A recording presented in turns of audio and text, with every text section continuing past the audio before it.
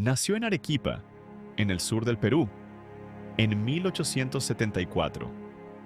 Lo llamaron Pedro Paulet y desde niño supo que el cielo era una pregunta. Bajo la sombra del Misti, dibujaba artilugios con alas que no eran alas y escribía palabras que aún no sabía pronunciar. Propulsión, vacío, destino. El país cargaba las cicatrices recientes de la Guerra del Pacífico y una generación entera crecía entre el orgullo y la pérdida. En esas calles, el pequeño Pedro aprendió que el futuro se construye con manos temblorosas y con ideas que nadie entiende al principio. Los maestros le enseñaron latín y geometría, pero él buscaba el lenguaje secreto de las cosas. Probó mezclas, entendió el rigor de la balanza, el peso de 1 miligramo y la terquedad de los ácidos. En su cuaderno, un dibujo, una cámara compacta, de paredes gruesas, con una tóvera corta. No era un cañón, no era un motor a vapor. Era una pregunta hecha metal. ¿Y si el fuego pudiera empujar sin necesitar aire?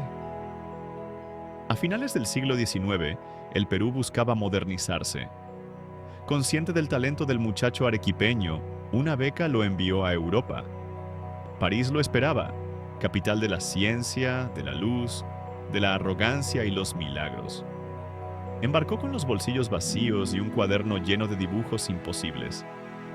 No iba en busca de alas, iba en busca de empuje. París a caballo entre 2 siglos era una orquesta. Los Curies cazaban la luz invisible. Ingenieros discutían puentes, tubos, explosiones. En ese rumor de descubrimientos, Paulet encontró su sitio.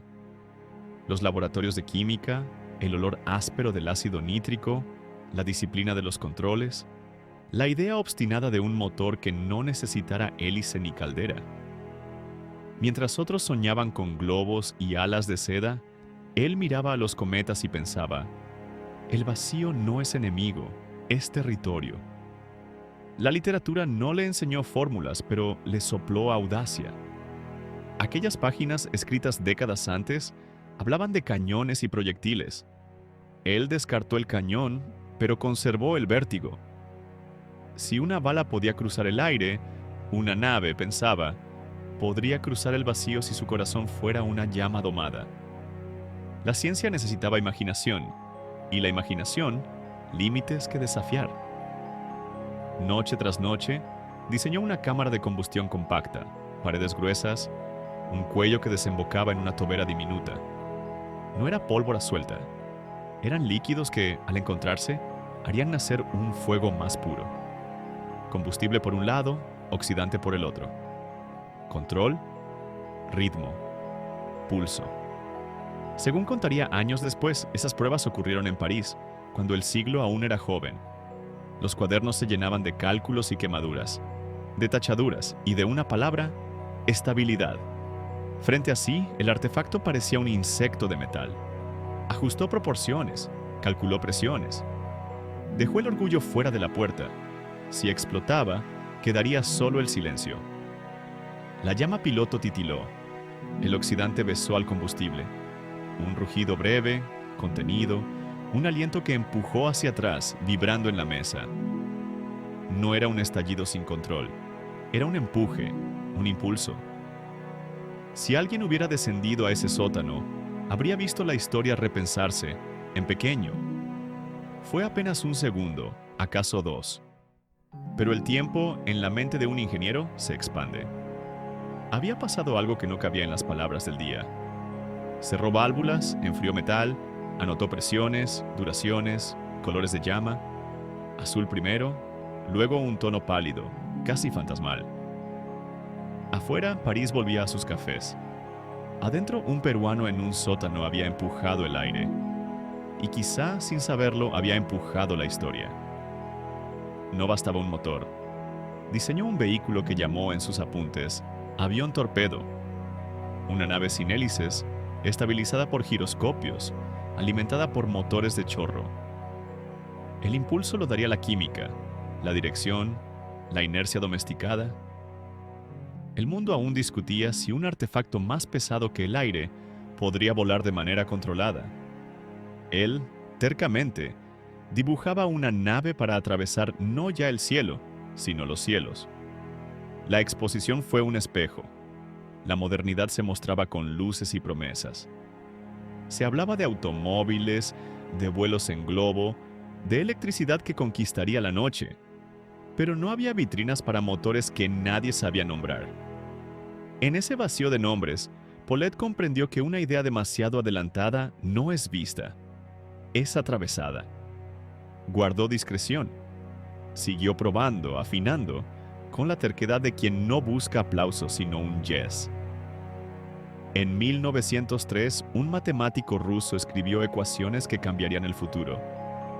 El nombre de Konstantin Tsiolkovsky comenzó a susurrarse entre quienes escuchaban. Teoría y práctica empezaban a buscarse, a tientas, desde rincones distintos del mundo. Paulet, lector voraz, subrayó con fervor. Sus notas se poblaron de referencias, comparaciones, dudas. Él aseguraba haber sentido el empuje líquido años antes. El mapa del futuro se dibujaba con líneas que aún no se encontraban. La ciencia se sostiene sobre pruebas y sobre relatos. ¿A quién escribir? ¿Quién creería en un motor sin vapor, sin pistones? Redactó misivas, preparó esquemas, dudó de sus propias palabras. La distancia entre lo hecho y lo reconocido suele medirse en desconfianzas. Guardó algunas cartas, otras las envié. La mayoría volvieron sin respuesta. Pensó en regresar. Pensó en enseñar, en abrir un taller y hablar de motores que respiran líquidos. Pero París seguía tirando de él con su promesa de descubrimientos.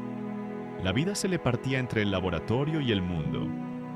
El Perú y Europa. La urgencia de inventar y la necesidad de sobrevivir. Esa tensión, íntima y silenciosa, se convertiría en el pulso secreto de su destino. Hay momentos que nadie ve y sin embargo deciden. Según contaría décadas después, aquel segundo ensayo duró más que el primero. El empuje más firme. Fue allí donde su convicción dejó de ser fe y se volvió certeza. Era posible. Pero arriba la escoba golpeó el techo con furia. Fue y vino el rumor de pasos apresurados en la escalera. Un trueno lejano se confundió con el rugido. Cerró de golpe. Silencio. Oscuridad. Y en la oscuridad la certeza y el miedo. Porque lo que había encendido podía cambiarlo todo. O perderse para siempre. En la encrucijada de 2 siglos, un peruano solitario sostuvo en sus manos un motor que el mundo aún no sabía nombrar. Y mientras París dormía, él decidió entre el ruido y el silencio. La próxima vez que abriera esas válvulas, no estaría solo. Pero ¿quién escucharía primero, la ciencia o la duda? Regresó al Perú con el siglo apenas despierto. Traía en la maleta planos fatigados y una pregunta que ardía. ¿Cómo encender aquí la modernidad sin quedarnos ciegos? Lima, ensimismada y elegante, parecía más cerca del pasado que del porvenir. Él eligió como primer acto no el laboratorio secreto, sino la escuela. Formar manos, encender mentes, construir máquinas antes que sueños. Hacia 1906, la Escuela de Artes y Oficios de Lima lo acogió como reformador y maestro. Cambió programas, trazó planos de laboratorios, trajo máquinas, insistió en que la ciencia no era un lujo, era una urgencia nacional. Entre el zumbido de dínamos y el resplandor de crisoles, repetía una consigna. No basta con importar progreso, hay que fabricarlo. Enseñó a medir antes de soñar, a documentar antes de celebrar. A su alrededor, un país que salía lentamente de las sombras de la guerra y de la crisis, buscaba en la educación su nueva arquitectura. Mientras algunos lo comparaban con un europeo meticuloso, él recordaba las noches de París y el rugido contenido en un sótano. En secreto, reescribía su motor en los márgenes de las lecciones. Redactó un plan, un laboratorio de aeronáutica y motores de reacción, una incubadora de metal y paciencia donde el Perú pudiera anticipar el siglo. La propuesta subió las escaleras de la burocracia, cruzó pasillos de alfombra, se oyó el eco de tacones y de frases prudentes. Costo, riesgo, prioridad. Al salir, el expediente parecía más pesado. Al silencio también había que educarlo. El Perú transitaba hacia una modernidad desigual. Había entusiasmo y recelo. En los cafés se hablaba de trenes, de puertos, de escuelas. Los primeros aeroplanos traídos para exhibiciones cortaban el cielo con audacia frágil. Paulet miraba esas salas con afecto y distancia. Eran pruebas de un futuro inmediato, pero su obsesión se dibujaba más allá de las hélices. Le propusieron servir al país desde el extranjero. Aceptó. El argumento, simple y contundente. Como diplomático podría acercar tecnología, abrir puertas, negociar máquinas y saberes. A veces, para mover el motor de la historia, hay que aprender a engrasar sus engranajes. Volvió a la ciudad laboratorio, ahora desde un escritorio con sello y escudo. Entre recepciones y diligencias, se escapaba a los campos de vuelo de Issy-les-Moulineaux. Aspiraba el olor a aceite, a lona, a madera barnizada. El mundo aprendía a volar con alas. Él seguía pensando en una llama contenida, en una tobera pequeña, en un empuje sin hélice. Anotaba contactos, proveedores, precios. El país estaba lejos, pero lo sentía al alcance de una valija. En 1914, la guerra convirtió los inventos en armas. La aviación, que prometía unir ciudades, aprendió a lanzar sombras sobre ellas. Pedro, funcionario y testigo, recorrió estaciones y oficinas con la sensación amarga de que el futuro podía torcerse. Tomó notas técnicas, sí, pero también dudas morales. ¿Qué destino quería para su motor? ¿Qué cielo merecían sus cálculos? Tras los primeros compases del conflicto, el mapa lo llevó a puertos y fronteras. Desde allí gestionó equipos para escuelas peruanas. Tornos, generadores, hornos eléctricos. Era una logística de hormiga en una Europa de gigantes en guerra. En los márgenes de las listas seguía dibujando su cámara de combustión, como un amuleto técnico frente a la barbarie. Con el armisticio de 1918, nació una promesa: reconstruir no solo ciudades, también sentidos. En su libreta, Paulet escribió: "El fuego servirá para unir, no para destruir". Volvió a insistir ante el Perú: un instituto de aeronáutica, un taller de motores de reacción, una visión de país. Oyó aplausos de cortesía y silencios de costumbre. Persistió. 1923 trajo a Hermann Oberth a su mesa. 1926 a Robert Goddard con el primer lanzamiento exitoso de un cohete de combustible líquido. Leyó fascinado y con un pinchazo de urgencia. Lo que él había sentido en un sótano parisino parecía expandirse por el mundo. Tenía dos caminos: callar para siempre o hablar con precisión. Eligió hablar. En 1927, en Lima, publicó una serie de artículos donde contó su visión. Y según él, sus pruebas de décadas atrás.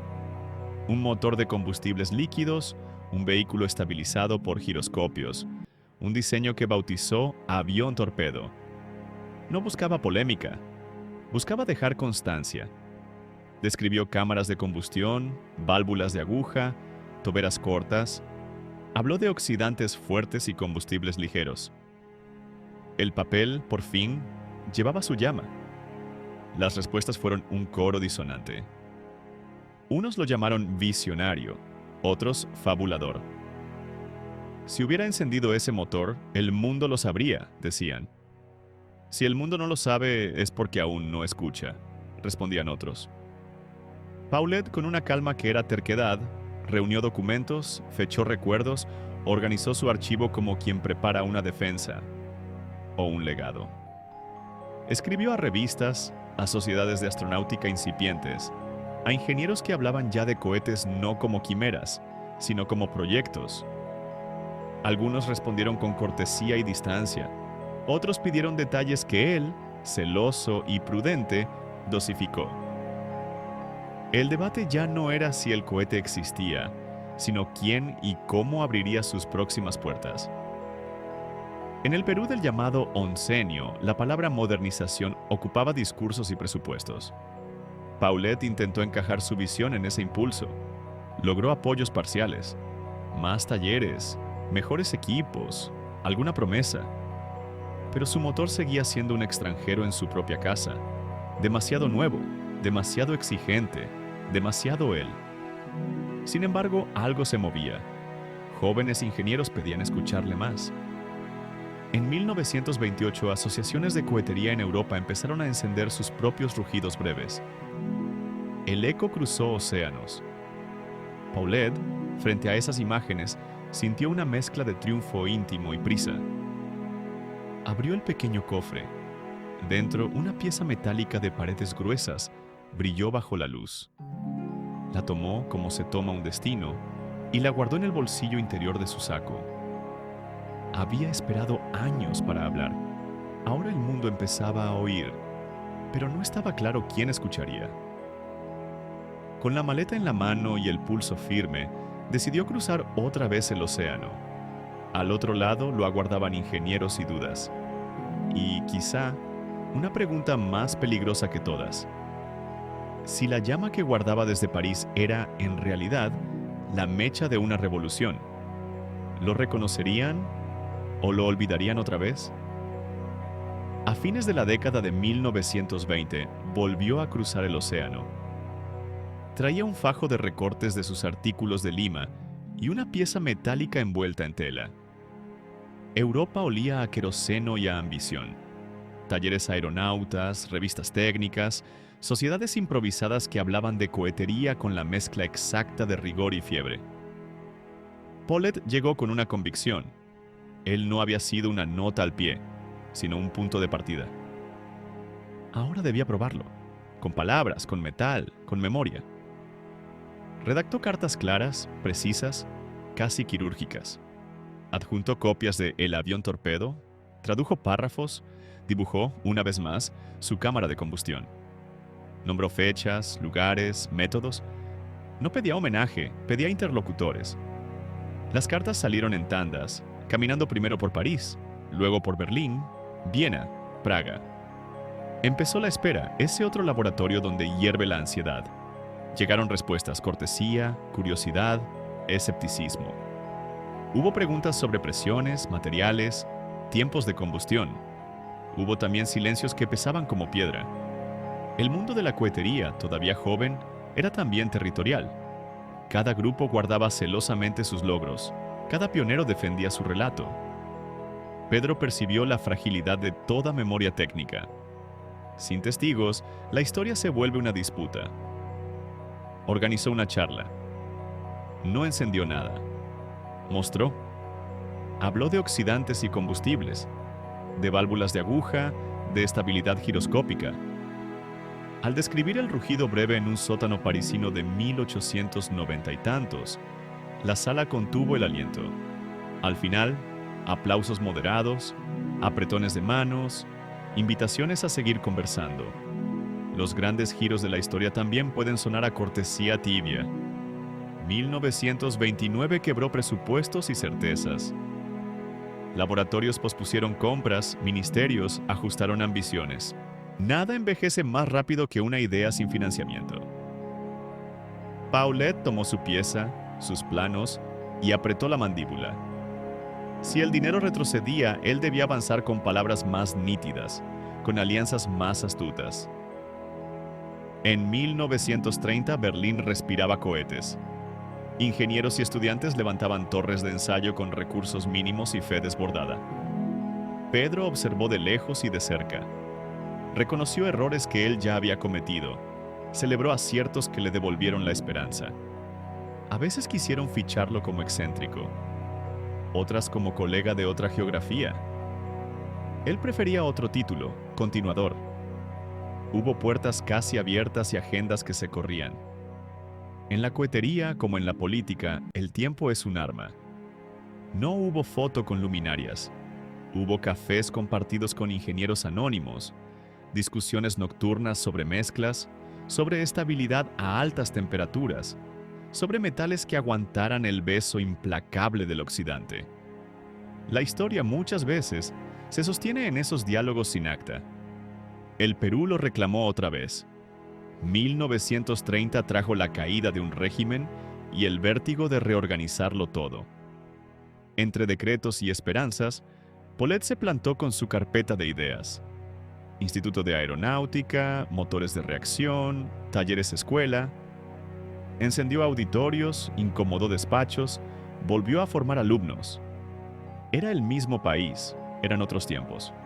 Publicó nuevas notas, pronunció conferencias donde recontó su secuencia de hallazgos y conjeturas. Habló no de gloria personal, sino de estrategia nacional. Dominar el motor de reacción como salto industrial, como educación aplicada, como soberanía. En los pasillos, mientras tanto, crecían sus detractores. Sin prototipo visible, todo es literatura, decían. Él respondía con una frase cortante. La literatura del futuro es hoy un plano. 1933 y los años que siguieron le recordaron que la técnica no es inocente. El fuego que él propuso para unir ciudades empezaba a convertirlas en blancos. Se sintió a contracorriente. Insistía en su uso civil, educativo, científico. Defendía la idea, no el uso bélico. Ese posicionamiento, ético y terco, lo hizo menos atractivo para quienes contaban los presupuestos con urgencias militares. Empezó a organizarlo todo como si se preparara para un juicio, o para la posteridad. Fechas con palabras, nombres completos, testigos posibles. Era su modo de construir un puente hacia el reconocimiento. Ordenar es también defender. Si su llama no encontraba aún su banco de pruebas, encontraría, al menos, su archivo. A mediados de la década de 1930, aceptó trasladarse al Río de la Plata. Buenos Aires vibraba con cultura, ciencia y exilios europeos. Allí, pensó, quizá su idea hallaría sala, pizarra, discípulos. Llegó con el mismo equipaje invariable. Cuadernos, recortes, una pieza metálica envuelta en tela gruesa, la obstinación intacta. Dio cursos y charlas. Respondió preguntas con calma quirúrgica. Se mezcló con ingenieros argentinos, se cruzó con exiliados que traían ecos de laboratorios europeos.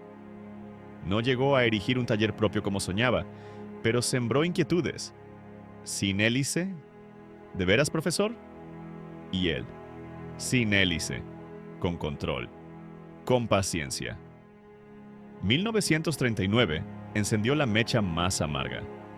Europa ardía y con ella el futuro que él imaginó pacífico.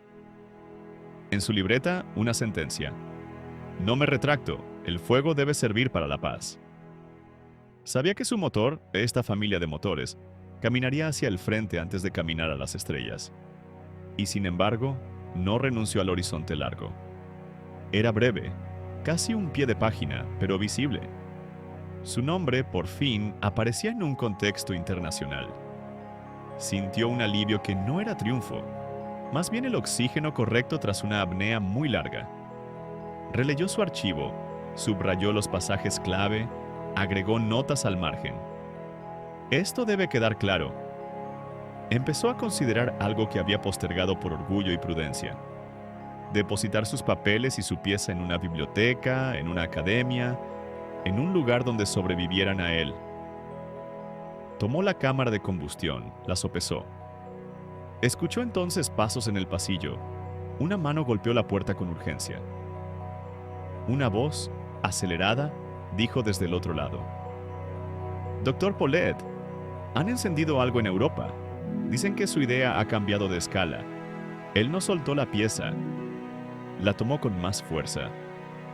Porque entendió que el tiempo del legado había llegado y que quizá llegaba otra vez en medio del estruendo equivocado. Pasaron décadas entre un sótano en París y este cuarto porteño. Años de cartas sin respuesta y respuestas sin manos. De aulas encendidas y presupuestos que se apagan. De mapas que se redibujan con sangre mientras una idea, la suya, encuentra cauces ajenos. Esta noche, la historia vuelve a tocar su puerta con la impaciencia de quien reclama dueño. Pedro lo entiende. Su llama ha salido al mundo, pero su brújula aún no. Si no habla ahora, otros contarán su origen con palabras prestadas. Si habla, quizás deba mostrar más de lo que quiso. La radio pronuncia otra vez esa noticia de metal y miedo. El timbre insiste, y cuando por fin descuelga, una voz al otro lado pregunta sin preámbulos: «Doctor Paulet, ¿está listo para encenderla?». Corte a negro. En Buenos Aires, a fines de 1944, la guerra estaba lejos y, sin embargo, en todas las radios. «Doctor, en Europa, han lanzado un cohete enorme sin piloto. Dicen que cruza el cielo y cae como un martillo». Paulet no preguntó el nombre. No necesitaba. Conocía mejor que nadie la geometría de esa noticia. Cerró la puerta con suavidad y, en silencio, apoyó la frente sobre la madera. En Europa se encendía la familia más amarga de su idea. Motores de combustibles líquidos entraban en la historia a golpes. El principio, cámara, tobera, empuje, era cercano. El propósito, lejano. Paulet recordó su frase escrita tras el armisticio de 1918. «El fuego servirá para unir». Y sin embargo, ahora separaba. Se sentó frente a sus cuadernos. La ética, pensó, también es una ingeniería. Decidió hablar otra vez, no para reclamar, sino para orientar. Redactó una carta abierta, un testimonio que explicaba el corazón técnico del motor de reacción, su alcance y sus riesgos. Evitó nombres propios, buscó conceptos. «No neguemos la llama», escribió. «Domestiquémosla para la paz». El papel no detendría bombas, lo sabía, pero quizá podría sostener en medio del ruido una brújula. El cuerpo le recordó que la vida también mide resistencias. Los años de trabajo silencioso, los viajes, el peso de una convicción contra la marea, le pasaron factura. Nada teatral, una fatiga que no cede, un corazón que se queja. No por eso dejó de escribir. Comenzó a ordenar con urgencia. Fechas, nombres, pruebas, recortes. La memoria, si no se fija, se dispersa como humo. Abrió su puerta a quien quisiera escuchar sin prisa. Recorrió con ellos, una y otra vez, la anatomía de la cámara de combustión, la lógica de las válvulas de aguja, la disciplina del control térmico. «¿Sin hélice?», preguntaban. «Sin hélice», respondía. No tenía un taller, pero tenía un método, y lo entregó generoso como quien riega un jardín que no verá florecer. 1945 asomó con la promesa de cerrar heridas. Europa se acercaba a su rendición. En un rincón del mundo, un peruano en un departamento porteño repasaba sus papeles como quien afila un testimonio. El reloj de la pared pareció acompañar sus latidos, acompasados, tercos. 30 de enero de 1945. El pulso se hizo tenue. El mundo, allá afuera, vibraba con noticias. Adentro, la respiración se volvió un hilo. No dejó testamentos grandilocuentes, dejó objetos humildes y exactos. Cuadernos, recortes, cálculos, una cámara pequeña. Alguien dijo: «Descanse». Y el hombre que soñó con empuje sin hélice se recostó, sereno. Los diarios publicaron semblanzas, unos con el cuidado de la precisión, otros con el trazo de la leyenda. La ciudad lo despidió como a un sabio discreto. En Arequipa, alguien miró el Misti y dijo su nombre. En Lima, un profesor interrumpió la clase para hablar de motores líquidos. El país, como un organismo que despierta, reparó en la vida de un hombre que llevaba décadas empujándolo desde la sombra. Sus papeles empezaron a circular, a catalogarse, a citarse. El debate no se acabó. Ninguna paternidad en la ciencia lo hace. Pero el mapa de su trabajo se volvió más visible. Nombres que había leído con admiración: Konstantin Tsiolkovsky, Robert Goddard, Hermann Oberth, Compartían por fin la oración con el suyo. No se trataba de coronas, se trataba de constelaciones. 1957.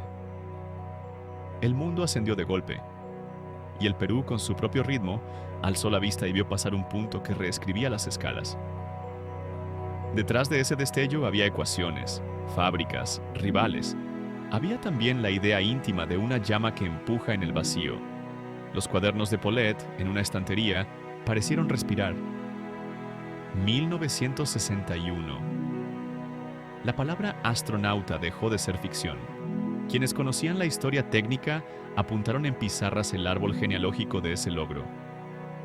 La teoría de uno, los ensayos de otro, las fábricas de muchos. En una esquina de la genealogía se leyó con tinta discreta un nombre peruano. No era reivindicación total, era por lo menos sitio. 1969. La luna dejó de ser solo poema. En Arequipa un niño preguntó: ¿quién pensó primero esto? Y su abuelo, con orgullo de provincia, respondió: muchos. Entre ellos, uno de aquí. Ese es quizá el triunfo más íntimo. Entrar en la voz de los hogares, en el inventario del orgullo cotidiano.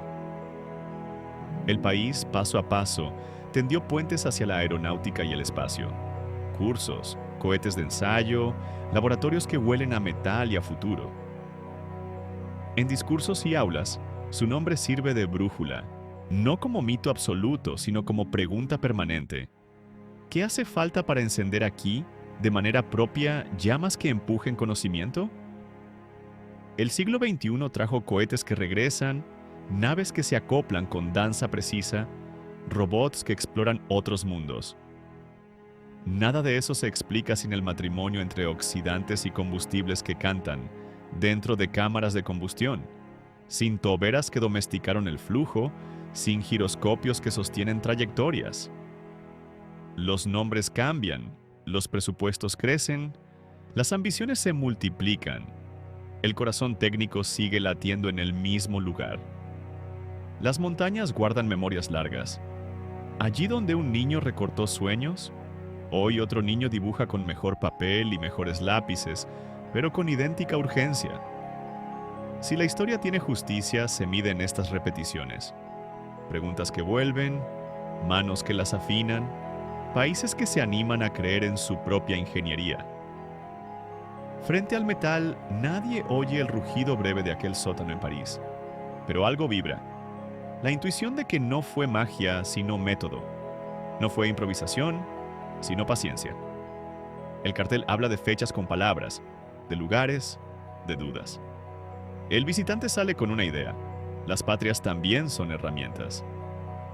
Pedro Paulet no vio satélites, no vio al hombre orbitar, no vio aterrizajes suaves sobre otros mundos. Vio antes la anatomía de un empuje y la ética de su destino. Hoy, cada vez que una tobera canta, su pregunta se enciende con ella. ¿Será este fuego para la paz? Y mientras la llama vibra, lista para el próximo ensayo, una certeza nos llama por nuestro nombre. La historia, al final, no espera. Se construye. ¿Quién abre la válvula ahora? Gracias por acompañarme en este video.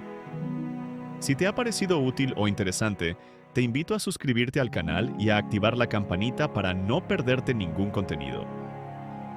Tu apoyo con un me gusta y tu seguimiento hacen posible seguir creando videos como este.